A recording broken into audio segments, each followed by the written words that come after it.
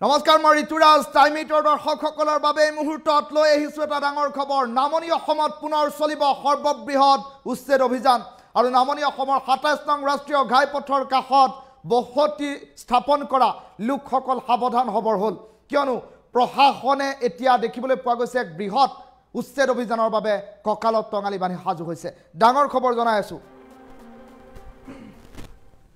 নামনি অসমত পুনৰ চলিব সৰ্ববৃহৎ উচ্ছেদ অভিযান ২৭ নং ৰাষ্ট্ৰীয় ঘাইপথৰ কাষত থকা ব্যৱসায়িক প্ৰতিষ্ঠানসমূহত চলিব চৰকাৰী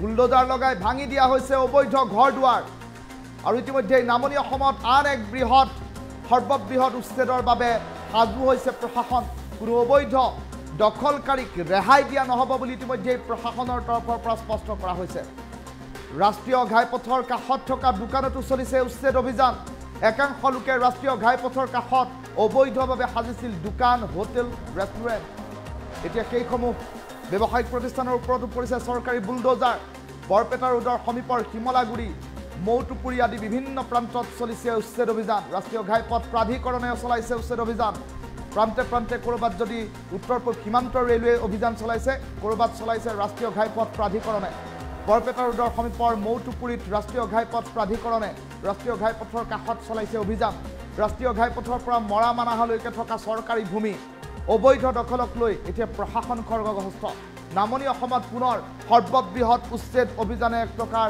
চিন্তাত পেলাইছে ব্যৱসায়ীসকলক কিয়নো চৰকাৰী ভূমি ৰাষ্ট্ৰীয় ঘাইপথৰ ভূমি অধিগ্ৰহণ কৰি হোটেল ৰেষ্টুৰাঁ আদি খুলিছিল একাংশ লোকে আৰু সেই দৃশ্যাংশ টাইমিটৰ দৰ্শকসকলক এই মুহূৰ্তত দেখুৱাইছোঁ বুলডোজাৰ লগাই এফালৰ পৰা সেইসমূহ অবৈধ দখল উচ্ছেদ কৰি দিয়া দেখিবলৈ পোৱা গৈছে টাইমিটৰ দৰ্শকসকলক এক্সক্লুচিভলি সেই দৃশ্যাংশ এই মুহূৰ্তত দেখুৱাই আছোঁ এয়া ৰাষ্ট্ৰীয় ঘাইপথৰ দাঁতিতে থকা ৰেষ্টুৰেণ্টৰ দৃশ্যাংশ এই মুহূৰ্তত টাইমিটৰ দৰ্শকসকলক দেখুৱাই আছোঁ হালধীয়া ৰঙৰ এইখন ৰেষ্টুৰেণ্ট ৰাষ্ট্ৰীয় ঘাইপথৰ ২৭ নং ৰাষ্ট্ৰীয় ঘাইপথৰ কাষতে আছে আৰু তেনে পৰিপ্ৰেক্ষিতত এই ৰেষ্টুৰেণ্টখনৰ যি প্ৰান্তত এই ৰেষ্টুৰেণ্টখন আছে সেই প্ৰান্তটো ৰাষ্ট্ৰীয় ঘাইপথৰ মাটি আৰু তেনে পৰিপ্ৰেক্ষিতত ৰাষ্ট্ৰীয় ঘাইপথৰ সমীপত কোনো অনুমতি অবিহনে ৰেষ্টুৰেণ্ট খোলা কাৰ্যক সহজভাৱে মানি ল'ব পৰা নাই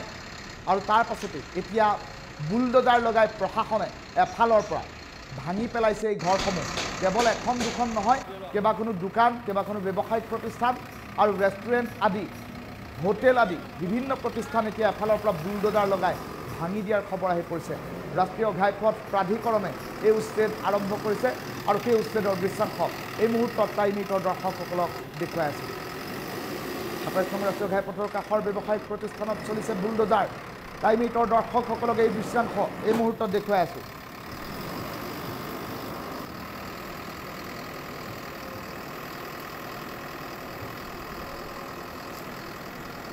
নামনি অসমত চলিছে সৰ্ববৃহৎ উচ্ছেদ অভিযান টাইমিটৰ দৰ্শকসকলক এই মুহূৰ্তত দৃশ্যাংশ দেখুৱাই আছোঁ এই ২৭ নং ৰাষ্ট্ৰীয় ঘাইপথৰ বৰপেটা ৰোডৰ সমীপৰ দৃশ্যাংশ য'ত এফালৰ পৰা উচ্ছেদ অভিযান চলাইছে প্ৰশাসনে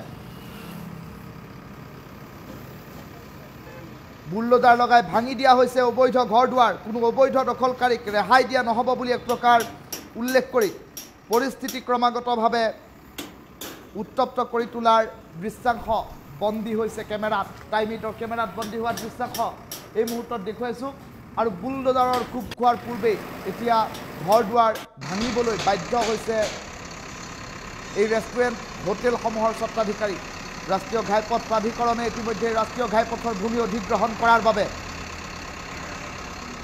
এই উচ্ছেদ আৰম্ভ কৰিছে বুলি প্ৰাথমিকভাৱে জানিব পৰা গৈছে টাইমিটৰ দৰ্শকসকলক এই মুহূৰ্তত দেখুৱাই আছোঁ নামনি অসমত সৰ্ববৃহৎ এক প্ৰকাৰ উচ্ছেদ অভিযান আৰম্ভ হোৱাৰ দৃশ্যাংশ এই মুহূৰ্তত দেখুৱাই আছোঁ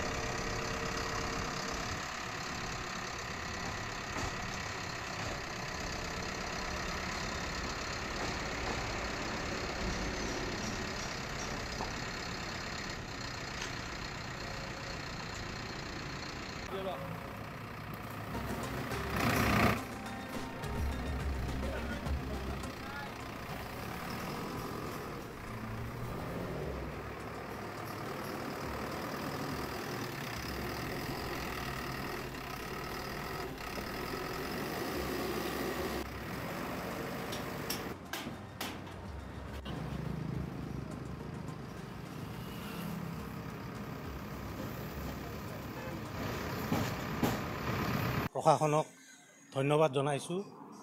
তেওঁলোকে আজি যি উচ্ছেদ অভিযান আৰম্ভ কৰিছে তাৰ কাৰণে। নেশ্যনেল হাইৱেৰ ওচৰত হাউলিৰ পৰাই বৰপেটা ৰোডৰ চিমলাগুৰিলৈকে নেশ্যনেল হাইৱেৰ বিশেষকৈ পশ্চিম ফালে কিছুমান বংগমূলীয় ব্যক্তি, তেওঁলোকে ক'ৰ পৰা আহিছে নাজানো, হাইৰোডৰ মাটিত বেদখল কৰি প্ৰথমতে জুপুৰি আকাৰৰ ঘৰ সাজিছে। তাৰপিছত 2-4 বছৰ যোৱাৰ পিছত লাহে লাহে পকী ঘৰ বনাই তেওঁলোকে ব্যৱসায়িক প্ৰতিষ্ঠান আৰম্ভ কৰিছে। সেয়েহে আমি ইয়াৰ স্থানীয় ৰাইজ হিচাপে যিহেতু এতিয়া প্ৰশাসনে এই উচ্ছেদ অভিযান আৰম্ভ কৰিছে, প্ৰশাসনক ধন্যবাদ জনাইছোঁ। কিন্তু লগতে এইটোও বিচাৰিছোঁ যে এই উচ্ছেদ অভিযান যাতে ইয়াতে শেষ নহয়, সম্পূৰ্ণ ৰাস্তাটো যাতে তেওঁলোকে মোকলাই লয়।